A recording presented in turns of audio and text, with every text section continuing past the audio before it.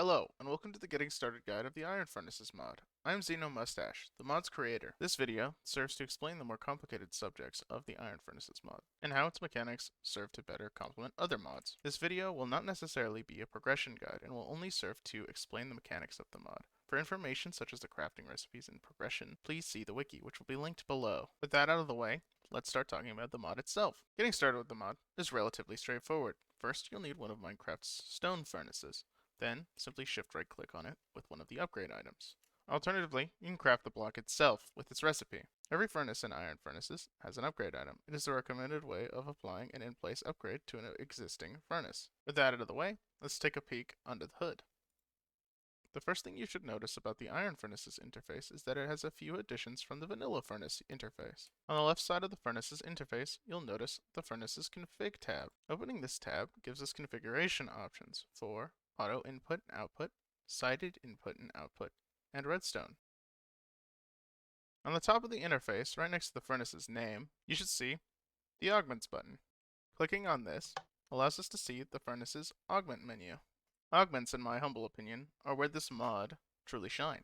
Across this menu, you'll notice that there is a red slot, a green slot, and a blue slot. These three colors correspond to the types of augments that are available in Iron Furnaces. Red augments change the overall functionality of the furnace. The blasting augment allows the furnace to behave as if it was a blasting furnace, while the smoking augment allows the furnace to behave as if it were a smoker. Both augments lock the furnace's recipe pool so that they can only use either the smoking or blasting furnace recipe pools. Green augments are augments that add an additional modifier to the furnace. The speed augment halves the cook time for all recipes, but makes the furnace use twice as much fuel. Inversely, the fuel efficiency augment allows the furnace to use less fuel as it smelts things, however, increases the time it takes to smelt those items. Last, but certainly not least, the blue augments are augments that change the way the furnace works, but allow the furnace to retain its recipe pool. The factory augment allows the furnace to become a factory, which increases the amount of input and output slots the furnace has. However, the furnace must use power to smelt items. The generator augment converts the furnace into a generator. The generator will then smelt its fuel to generate RF. However, this furnace will no longer be able to smelt items and create their product. Certain augments synergize with each other. The generator augment will synergize with both red augments. Using the generator augment with different recipe pools allows the generator to use different fuels to generate power. To see the recipe changes from using these two augments together, simply press U on the generator augment. You can then click on the tab for the corresponding synergizing augment. The blasting augment allows the generator to produce power using things like metals that have been refined. The regular augment uses regular fuel, and the smoking augment uses organics such as food, among other things. Let's talk about the sided config and auto input and output functions of the furnace. Each one of these squares on the side corresponds to a side of the furnace. There are 5 functions of each side. There's none, input, output, input/output, and fuel input. Hovering over each square tells you which side that the square corresponds to. If you have a configuration that you don't like, simply shift-click on the center. Time for a hypothetical situation. Say, I have a furnace in this configuration. I want ore from this chest to be processed by the furnace and then automatically output into this chest. We'd go into the furnace and then configure its sides first. Input on the left, and then output on the right. Place your fuel into the furnace, and then place the ore you want processed into this chest. Then, enable automatic input and then automatic output. The furnace should then begin smelting the ore. And if we look in this chest, we can see that there is iron ingots in here. Say we want the furnace to only be turned on when there's an active redstone signal.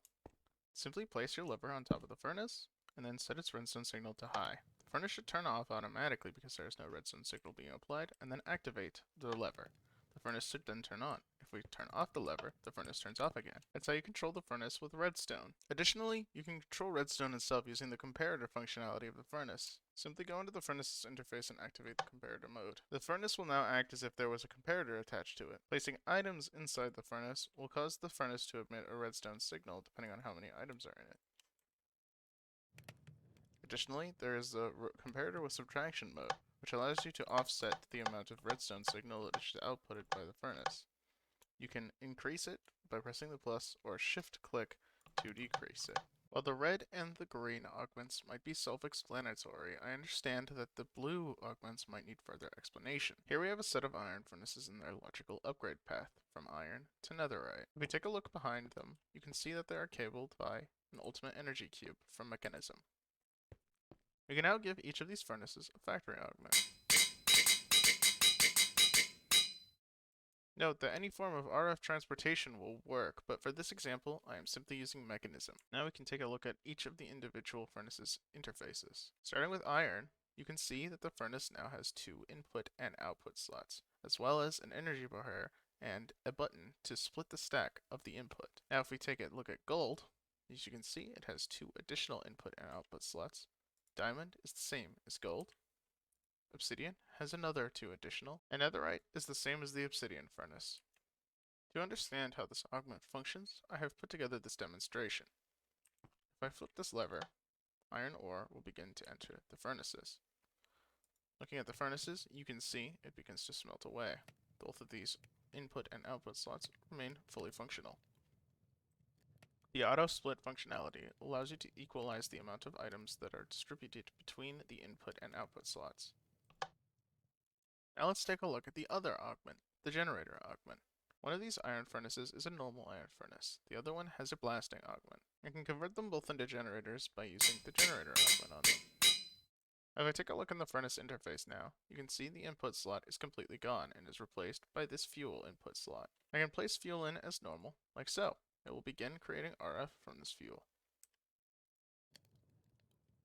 Because this is a blasting furnace generator, it can create energy from iron. The amount of RF generated by these furnaces and their capacity to store RF is completely dependent on what tier the furnace is. The furnaces are capable of moving RF into another block that requires RF. One of the methods of transporting this RF are the aforementioned mechanism cables. The furnaces will output RF to the side that is configured as their output side. If I set the back to output, the RF will drain into the energy cube.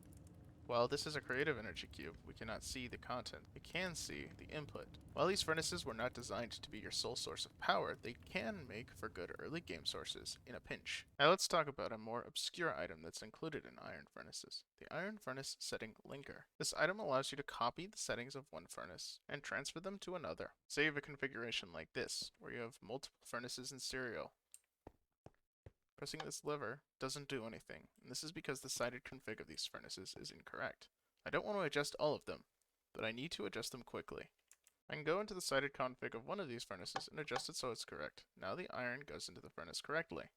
Now, using the furnace settings linker, I can copy the settings of this furnace and shift right click on the other ones to transfer these settings.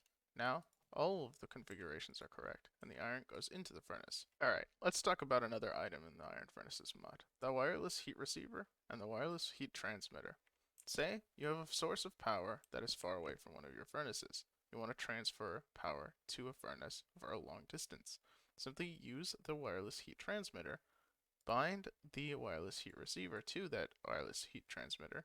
You can see which heat receiver it's bound to by looking at the coordinates that are in the description of the item by holding shift on it. Now take the receiver out of the transmitter and place it into the fuel slot of the waiting furnace. It will begin to power the furnace and smelt the item of your choice. In order to power the receiver, it just needs to be placed adjacent to a source of RF, either using a cable or just placing it right next to it. Another item I'd like to talk about are the Jovials we've added to the game. A Jovial exists for both Halloween and Christmas.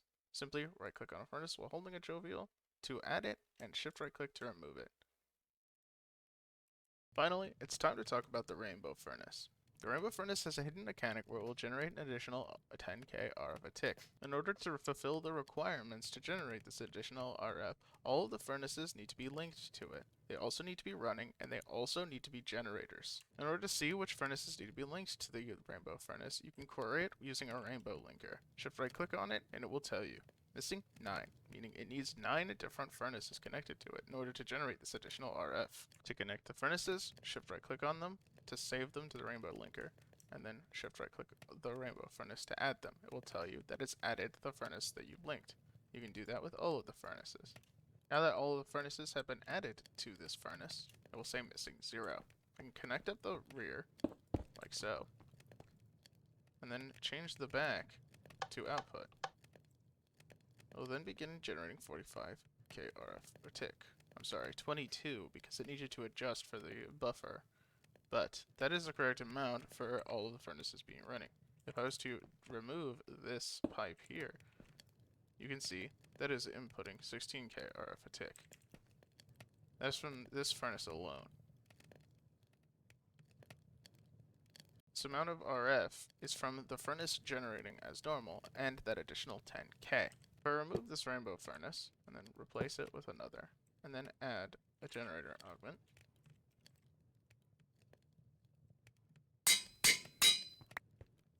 set its fuel on the top side to fuel input, it should begin to accept the coal from the top any day now. There we go. And begin generating RF again. Now we set its rear to output, and you can see it only generates 1k RF a tick. This is because it is unlinked. That concludes my getting started guide for the Iron Furnaces mod. If you have any feedback, please make sure to leave it in the comments below. If you have any additional questions, make sure you consult the wiki. For any bugs, crashes, or issues, make sure you consult the GitHub and create an issue if it's something in dire need of fixing. I hope you've enjoyed this getting started guide, and I hope it's helped you better understand how the Iron Furnaces mod works. Thank you for watching, and goodbye.